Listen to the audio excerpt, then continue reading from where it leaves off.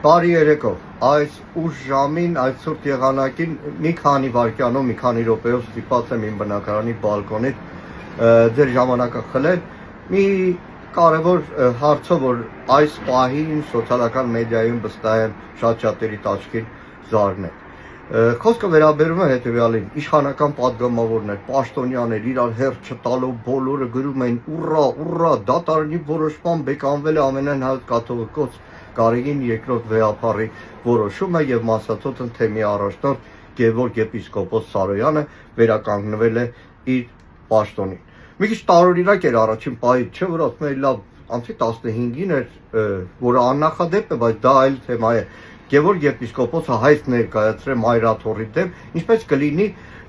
մեկ օրվա ընթացքում նման որոշում լինի։ Հետո նրանք էլ հասկացան, փորձեցին ուղղել։ Պարզվեց, որ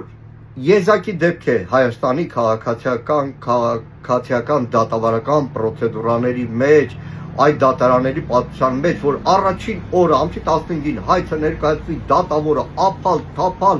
քան որ շեֆն է ասել, Նիկոլն է ասել, ափալ-թափալ որոշում կայացնի եւ հայցի ապահովման միջոց կիրառի Գևորգ եպիսկոպոս Սարոյանին Մասածոտ թեմի առաջնորդի պաշտոնում թողնելու մասին մինչև վերջնական դատական ակտի կայացումը։ Նախ որ իրավական առումով դա ինքնին խայտարակություն է, դա այլ հարց է։ Բայց կա այստեղ մի մարդկային բարոյական մի խայտարակ հարց։ Հայցը մայրաթոռի դեմ,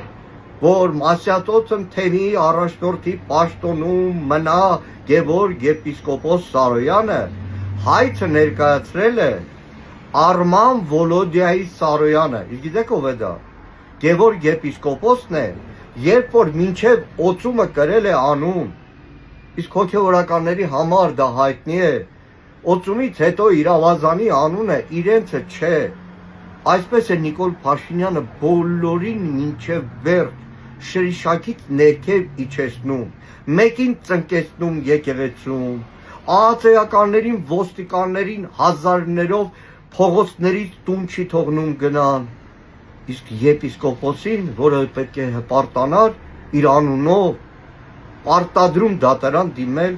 իր ավազանի անունով, որից արդեն պետք է հրաժարված լինել։ Նա պետք է շարունակեր մնալ Գևորգ եպիսկոպոս Սարոյանը, բայց Հայաստանն է, աննախադեպ են ասում ԿՊ պատգամավորները քիչ առաջ, իրոք աննախադեպ այսպիսի արժեզրկում ու բարոյազրկում։ Լավ լինի։